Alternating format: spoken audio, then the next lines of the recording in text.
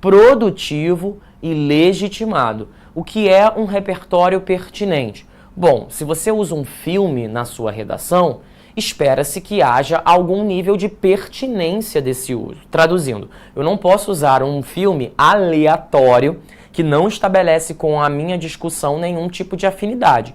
Para você selecionar um filme e colocar na sua redação, é porque tem algo neste filme que te causou essa sensação de diálogo. Se não há nenhum diálogo, nenhuma ponte mínima que seja, isso prova que o uso desse repertório ele é impertinente. Então, primeiro ponto com o qual você precisa se preocupar é com o nível da pertinência. Além disso, espera-se que o seu repertório também seja legitimado. O que é um repertório legitimado? Ele precisa ser abarcado por uma área do saber. Ele precisa ser abarcado pela geografia, pela sociologia, pela música, pela literatura, pelas artes plásticas, pela história.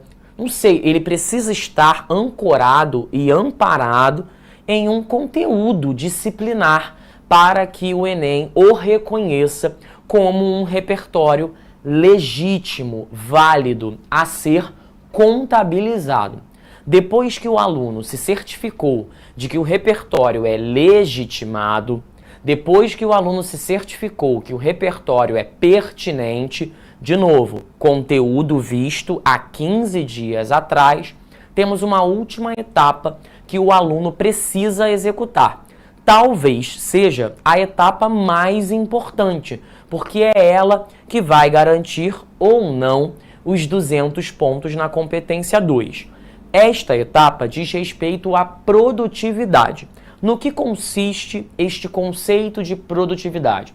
O conceito de produtividade diz respeito ao fato de que, ao utilizar este repertório, a música, a série, o conceito, o aluno consegue fazer, ou melhor, consegue provar que esse uso é um uso estratégico. Ele consegue demonstrar que o seu repertório não é apenas um detalhe do texto, que o repertório está ali ocupando uma posição relevante, que o repertório não é apenas um detalhe, não é apenas algo supérfluo, que está ali realmente causando alguma diferença significativa. Quando eu uso, por exemplo, um filme e eu consigo demonstrar que esse filme tem um peso, uma relevância e uma utilidade, eu provo aos olhos do meu corretor que aquele repertório faz a diferença. Agora, tem vezes que o aluno não consegue provar, e aí o repertório acaba aparecendo de um jeito meio desleixado, despropositado ou até mesmo de uma forma inútil. Nesses casos, o aluno pode vir a ser penalizado. Então, qual é a ideia da aula de hoje? A ideia da aula de hoje é que a gente pegue as introduções, que a gente coloque as introduções no microscópio e que a gente observe como outros alunos em anos anteriores fizeram uso de um repertório e conseguiram respeitar a pertinência, a produtividade e a legitimidade. Então, os parágrafos que nós vamos observar a partir de agora são parágrafos que entenderam essas necessidades e que executaram um parágrafo a partir dessas necessidades. Tudo bem?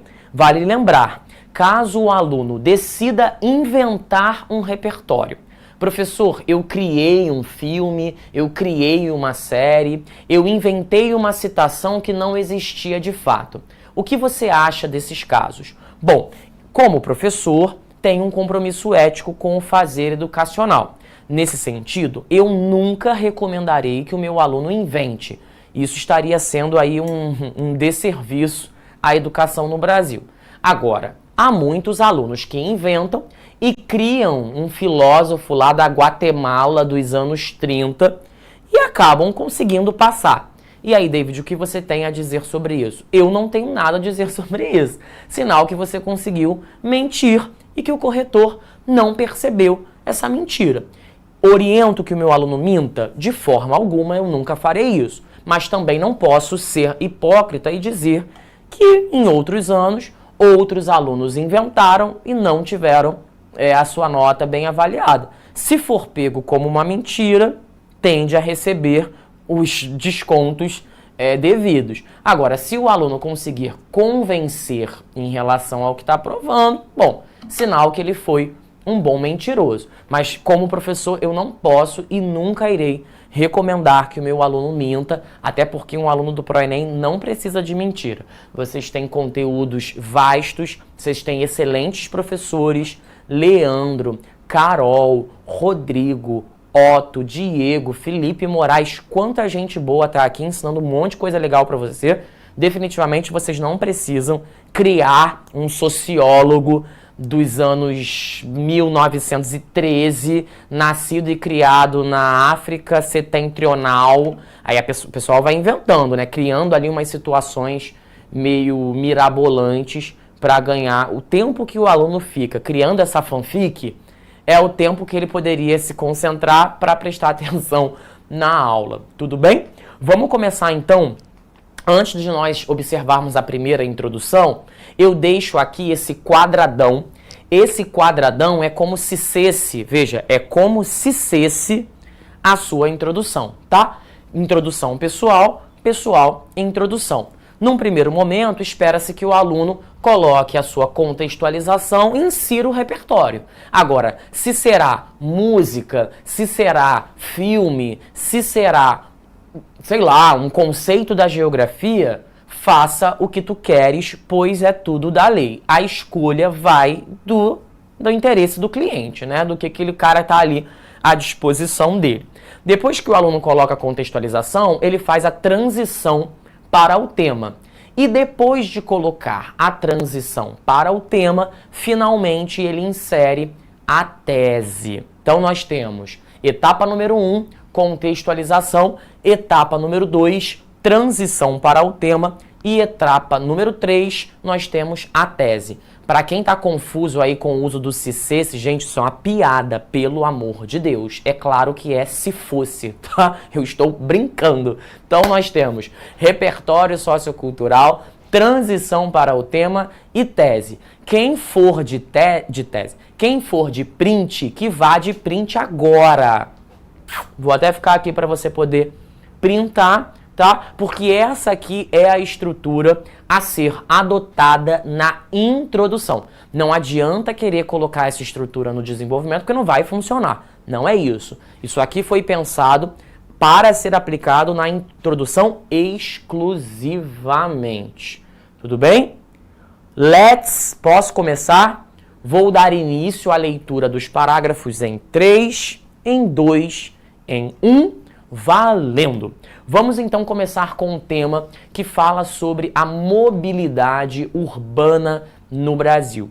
Esse é um tema que desde 1998, quando o Enem começou, os alunos e os professores também dizem que vai cair. Bom, se cair, nós já estamos aqui batendo um pouco nessa temática. Para os moradores do Rio de Janeiro, bom, eu vou falar em nome do Rio de Janeiro, porque é o estado no qual eu nasci.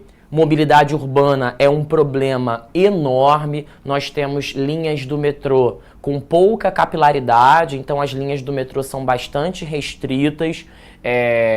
No caso dos BRTs, muitos problemas também, né? BRTs muitas vezes sucateados, superlotados. Nós temos linhas de ônibus que nem sempre chegam a todos os lugares. Nós temos uma milícia que controla em muitas áreas do estado o transporte alternativo de vans e combis. Então nós temos várias camadas diferentes a serem comentados. Não sei aí na sua região, norte, nordeste, centro-oeste, sul, como são os problemas de mobilidade. Aqui no Rio de Janeiro são vários, infelizmente. Nós temos aí o carioca, que leva horas para se locomover naquilo que a gente conhece na geografia como movimento pendular. Não é isso? O sujeito sai logo cedo em direção ao centro da cidade, local no qual ficam concentradas as atividades comerciais e ao fim do dia, na hora do rush, volta para as zonas periféricas e marginalizadas, onde, no geral, estão situadas as casas, né, os domicílios. Esse movimento de fazer esse trajeto muitas vezes feito de uma maneira angustiante, dolorosa e desconfortável. Vamos ver como esse aluno decidiu comentar ou começar a sua introdução. Ele diz assim: o Brasil começou a investir intensamente na mobilidade rodoviária somente ao longo do século XX. O auge dessa política veio com o governo JK, que, consciente sobre o processo de industrialização, privilegiou os investimentos nas rodovias como forma de integrar melhor os territórios. Reparem que eu estou marcando a referência ao processo de industrialização como o repertório. Eu imagino que tanto o Leandrinho quanto o Otto já tenha tratado com vocês sobre o processo de industrialização. É porque é um assunto que interessa tanto a geografia quanto a história.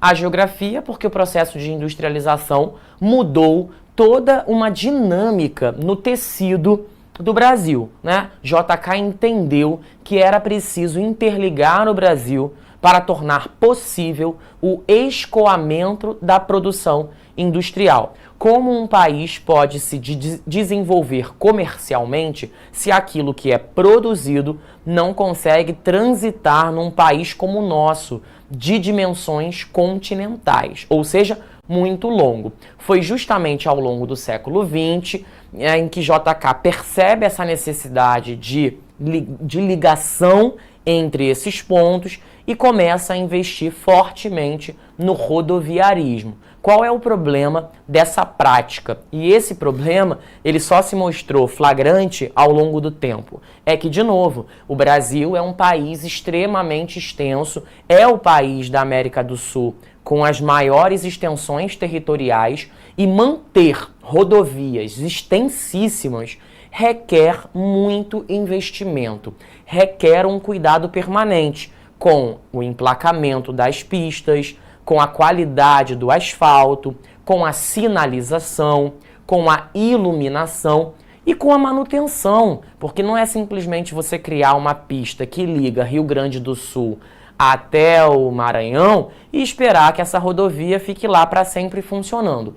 É preciso manter um trabalho de cuidado permanente. Então, ao longo dos séculos XX e no começo do século XXI, a gente vem aí sofrendo esse problema, que é um país muito extenso, ligado por muitas rodovias, quando, na verdade, nós deveríamos ter investido também nas ferrovias, principalmente, né? Porque são as ferrovias que conseguem fazer esse movimento mais extenso com um pouco mais de qualidade. Beleza? Bom, num segundo momento, o aluno diz o seguinte: passados alguns anos, percebe-se que a mobilidade urbana continua sendo uma pauta relevante, mas, infelizmente, não recebe as preocupações devidas. É verdade, quer dizer, no século XX, com o governo de Juscelino Kubitschek, a industrialização colocou a mobilidade como uma pauta de relevância.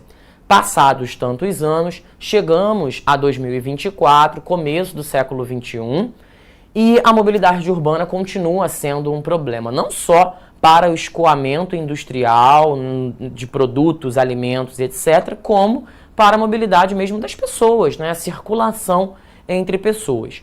E aí vem o último momento da introdução. O aluno diz: os problemas quanto a isso decorrem, sobretudo, da despreocupação da sociedade em relação ao problema, esse seria o argumento número 1, e da dificuldade de conexão entre os modais, ou seja, ferrovias que não se ligam a rodovias, que não se ligam a ciclovias.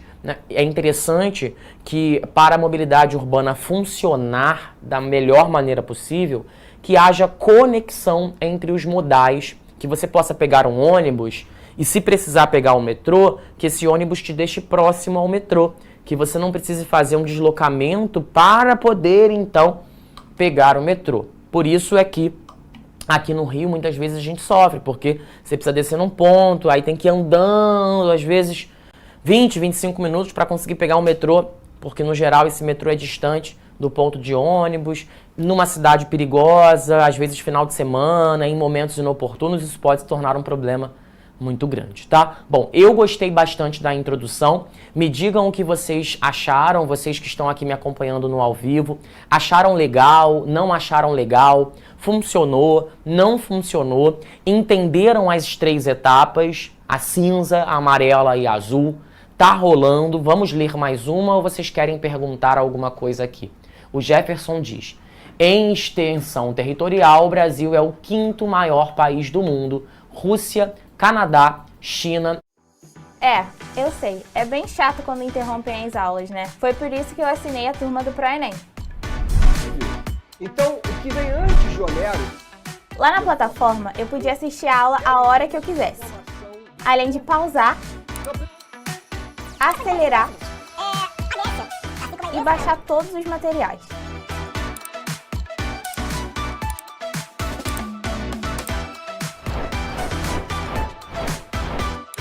E foi assim que eu conquistei a minha aprovação na UFRJ. Vem com o Pro, assine agora e assista essa aula a hora que você quiser. Eu decidi falar apenas na introdução, mas você pode escolher colocar no D1 ou no D2 e nós veremos isso na semana que vem, tá, Alessandra? O que mais que a gente tem aqui? A Emily diz que sente problema na aplicação da tese.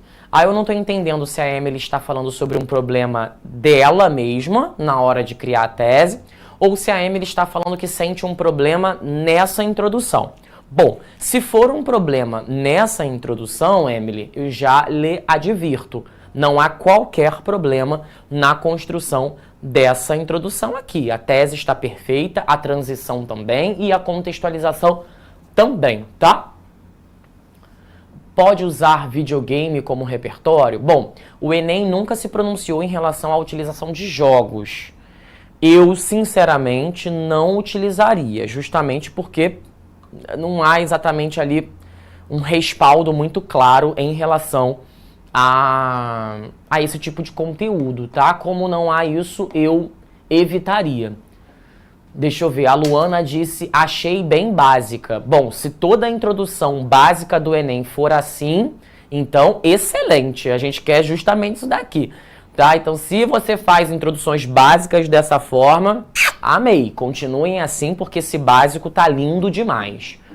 O que mais que a gente tem? Pode descer um pouquinho para mim, diretor? Achei legal. A Vanessa disse que gostou bastante. Professor, é necessário eu citar 2 problemas na tese? Ou se eu citar só um, não tem problema?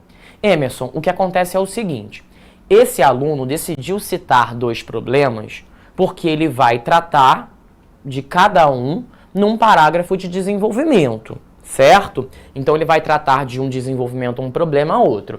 Aí eu te devolvo a pergunta. Você me fala assim, é necessário citar 2 problemas na tese? Eu te devolvo a pergunta dizendo, não sei, o que você quer fazer? Você quer desenvolver um problema em cada desenvolvimento? Assim, se a ideia for essa, então eu diria que sim, tá? Eu diria que sim. Se a sua ideia não for essa, aí eu diria que não, porque realmente depende do aluno. Eu prefiro quando o aluno desenvolve no D1 uma causa e no D2 uma outra causa, tá? Agora, se o aluno não quiser dessa forma, ele tá livre para seguir em outra direção. A Kylie, eu acho que é Kylie ou é Kaique, gente? Kaique, perdão. O míope aqui tá complicado, né? Pode utilizar animes? Bom, os animes eu admito um pouco melhor. Eu já vi algumas redações utilizando animes e não vejo qualquer problema. Até porque é uma produção literária o anime ali, certo?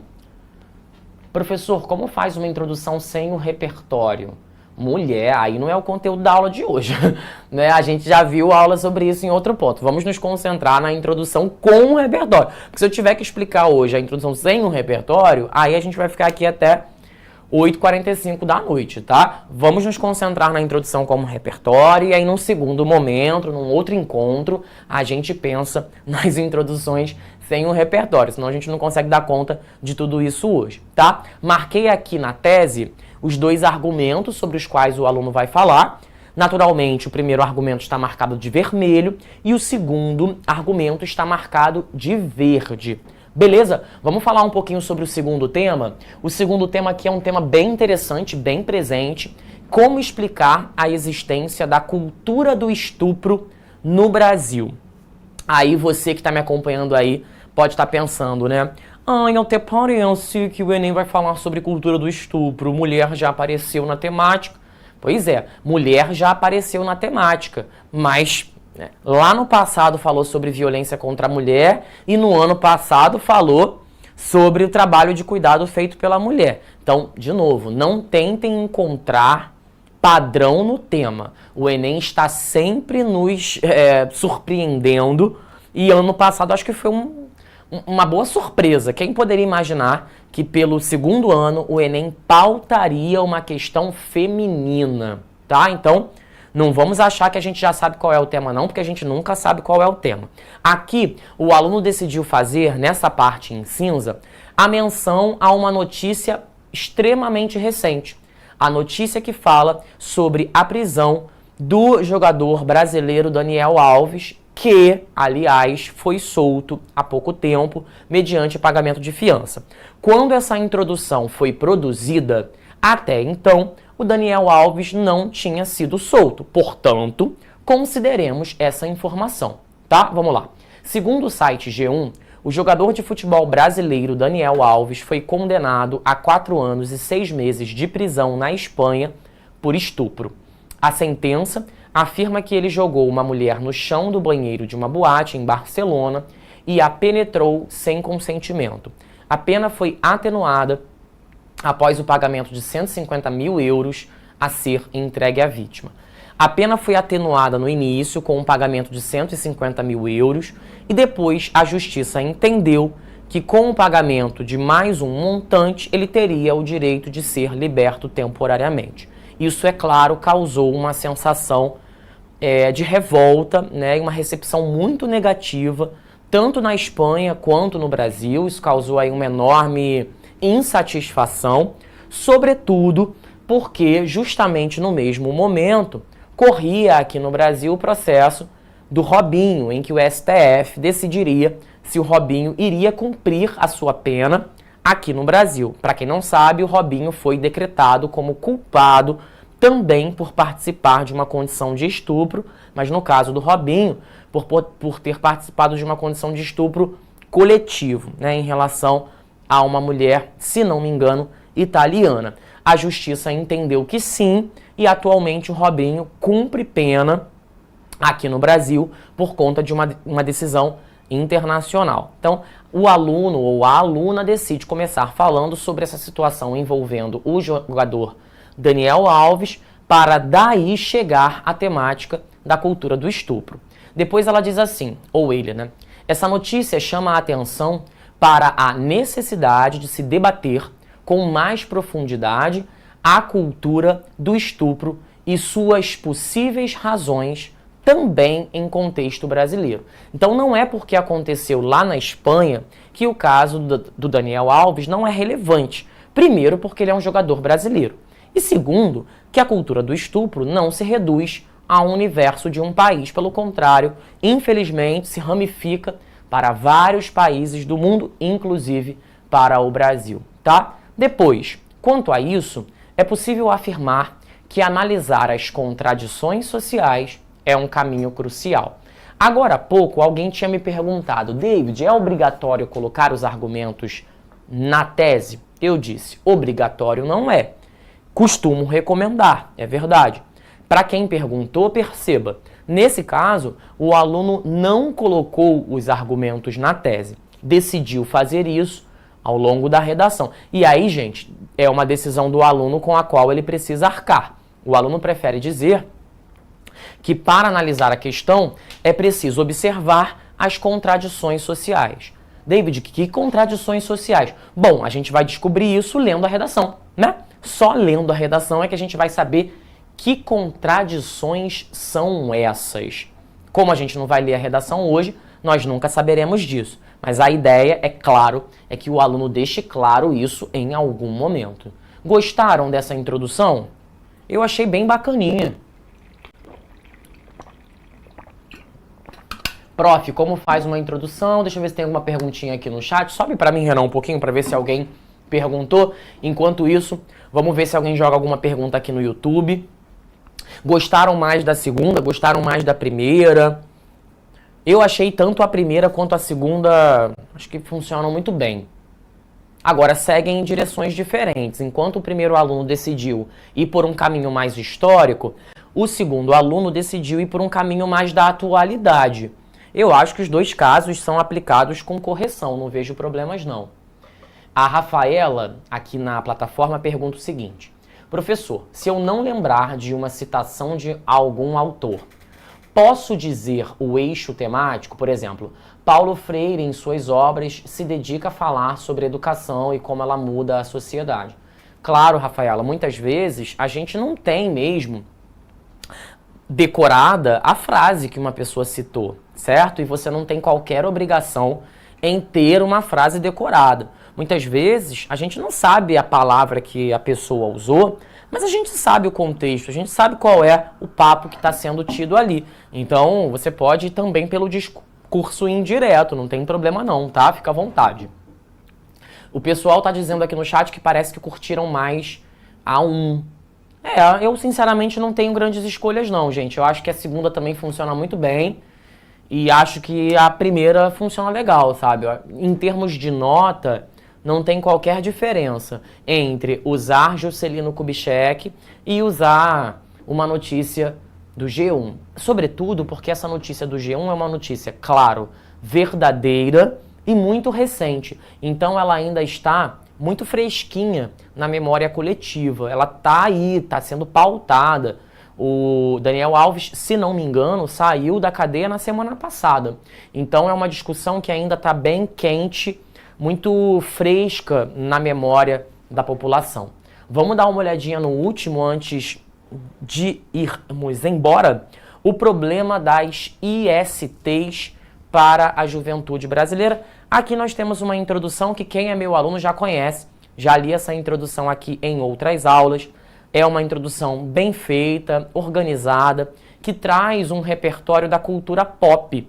Afinal de contas, a série Sex Education, disponível na plataforma Netflix, é uma série bem atual, bem jovem, bem pop e que trata de questões sexuais variadas, inclusive sobre ISTs, infecções sexualmente transmissíveis. Vale lembrar que quando nós comentamos sobre ISTs, não falamos apenas sobre a contaminação pelo vírus do HIV. Falamos de sífilis, falamos de herpes, falamos de hepatite e falamos de tantas outras doenças cuja contaminação se dá também por meio da experiência sexual. Vamos ler? Na série britânica Sex Education, são apresentadas questões que dizem respeito à sexualidade na juventude, como masturbação, primeira experiência sexual e infecções sexualmente transmissíveis. Sem as informações, muitos personagens são vítimas fáceis de problemas de saúde que poderiam ser evitados caso o sexo não fosse ainda um tabu. No que consiste a série, para quem não sabe do que se trata? É um colégio. Nesse colégio estuda o OUTS. O OUTS nada mais é do que um aluno que passa a oferecer terapia, atendimento, um acolhimento sexual para os alunos. E por que ele faz isso? Porque a mãe dele é sexóloga também. Então a gente imagina que ele passou boa parte da sua vida convivendo com esse tipo de assunto, ouvindo a sua mãe falar ali, num contexto familiar muito próximo. Então ele passa a usar os conhecimentos que ele adquiriu dentro de um contexto escolar e começa a atender essa população, Começa a atender essa população, a população dos estudantes ali, Começa a atender os amigos, a galera que precisa de uma orientação. Eu vi aqui algumas pessoas criticando a série no YouTube, no chat. Bom, não sei exatamente porque as pessoas não gostaram, acho que gosto também é um pouco relativo, Cada um vai ter uma experiência ali particular com a obra, mas eu, David, pessoalmente, acho a série um acerto, acho uma série bem produzida, com excelentes atores E uma série que, sobretudo, conseguiu tratar de certos assuntos sem constrangimento, com naturalidade, com responsabilidade e com compromisso social. Eu acho que falta muitas vezes na série uma linguagem que seja palatável ao público juvenil, sem subestimar essa população. O que a gente tem hoje, muitas vezes, é uma produção cinematográfica ou muito moralista, que se constrange em tratar desses assuntos, ou uma produção que é infantilizada, né? Que ela é transmitida de um jeito meio besta, meio bobo, meio mastigado demais. Então eu acho que a série, ela conseguiu encontrar ali um equilíbrio e fazer da pauta uma pauta necessária, mas sem grandes espetáculos em torno disso. Mas, gente, isso também é diferente, tá? Gostando ou não da série, isso aqui não é o ponto. O ponto é que é uma série. O fato do corretor, de repente, não gostar, não muda em nada. Imagina só se nós tivéssemos que colocar uma série imaginando se o corretor vai gostar ou não. A gente não escreveria nada, porque a gente nunca sabe quem vai corrigir, né? Bom, depois o aluno diz assim: nesse sentido, a obra demonstra uma realidade que vai além da ficção, já que as ISTs ainda são um problema para o jovem brasileiro. A escola e a família são as instituições que podem amenizar esse problema.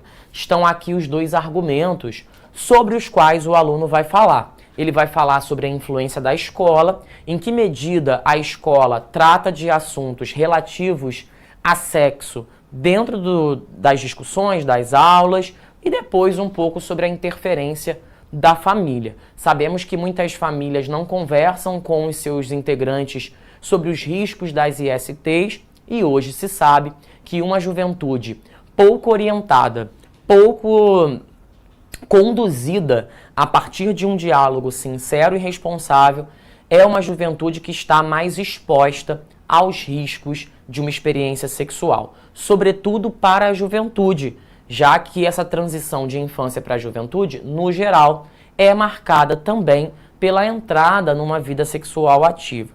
Então, esse momento de entrada na juventude precisa ser acompanhada com um cuidado, né, com, enfim, um carinho e uma responsabilidade. Vi algumas pessoas falando sobre o uso de conectivos. Pessoal, nós temos um conectivo aqui, percebe, ó? Nesse sentido, nós temos elementos coesivos também, ó. Olha aqui, tá vendo? O que acontece é que tem muitos alunos que colocam um conectivo no início da tese. Aqui é um lugar muito comum para se colocar conectivo, é verdade. Mas o fato de ser muito comum não significa que é obrigatório. É muito comum, mas os conectivos não são a única maneira de você colocar coesão, né? A gente pode usar pronome, nós podemos usar artigos, numerais, elipses. Há muitas outras formas de se construir coesão num contexto de redação para o vestibular. Bom, nós temos mais 2 minutos de aula, a aula passou voando para mim, pelo menos. Queria saber se vocês querem perguntar alguma coisa, se ficou alguma dúvida em relação a essas introduções. É importante que vocês aprendam e cumpram essas etapas, essas 3, assim, de uma maneira bem religiosa. Primeiro apresentar o repertório, num segundo momento operar a transição e, por fim, apresentar a tese e, se achar que é conveniente, inserir nessa tese 2 argumentos que ainda serão explicados. Boa tarde, professor, que pergunta a Thaís. Gosto de utilizar a Constituição Federal como repertório na introdução e os artigos para introduzir os temas. Você concorda? O que você diria dessa estratégia? Bom, eu, David, na condição de aluno, não utilizaria somente a Constituição como um repertório. Se eu viesse a utilizar a Constituição, tomaria o cuidado de colocar mais uma, certo? Por quê? Porque a Constituição é já um repertório bastante antigo, utilizado exaustivamente em vários contextos diferentes, Thaís. Então, não é que eu não utilizaria, eu não deixaria só a Constituição como um repertório possível. Boa tarde, professor. Percebi que nas duas redações a contextualização é maior. É obrigatório sempre fazermos ela maior? Excelente percepção, Ricardo. Realmente é muito comum que a contextualização, que é essa fase aqui em cinza, seja relativamente maior do que as outras duas etapas. Isso não é exatamente uma obrigação, ninguém perde ponto se fizer diferente, mas no duro é o que acontece, porque, veja, a tese tem um perfil mais curto. A tese precisa ser mais curta. A transição para o tema, no geral, não leva tanto tempo assim. Então acaba que, como o repertório está na parte cinza, bom, se a ideia é ganhar ponto com esse repertório, é importante também que ele tenha um espaço um pouco maior de fato. Se você coloca uma contextualização muito rápida e o repertório está ali, como é que o corretor vai dar ponto sendo uma menção tão ligeira? Então, Ricardo, sim, eu faria a contextualização com um pouco mais de tempo, 4 linhas, de 3 a 4 linhas. Tudo bem? Bom, preciso ir embora. Diego já está chegando aí para falar com vocês a respeito de literatura e logo depois vocês têm o encontro tradicional com Felipe Moraes. Tudo certo? Bom, gente, obrigado pela presença de vocês. Um prazer, como de costume, poder conversar sobre redação. Vale lembrar, na semana que vem, nossa conversa é sobre repertório no desenvolvimento. E aí vamos conversar só sobre este assunto. Eu ouvi um amém? Beijo grande no seu coração, uma excelente semana para você, tá? Vamos produzir, vamos tentar, vamos experimentar, porque só a prática leva à perfeição. Foi bom estar com vocês e brincar com vocês. Até semana que vem, terça-feira, às 17h30, horário de Brasília, certo? Tchau, tchau, pessoal. Boa terça-feira para vocês e até a próxima. Assista nossas aulas a hora que você quiser. Vem com o Pro, o cursinho online que mais aprova no Enem. Assine em proenem.com.br.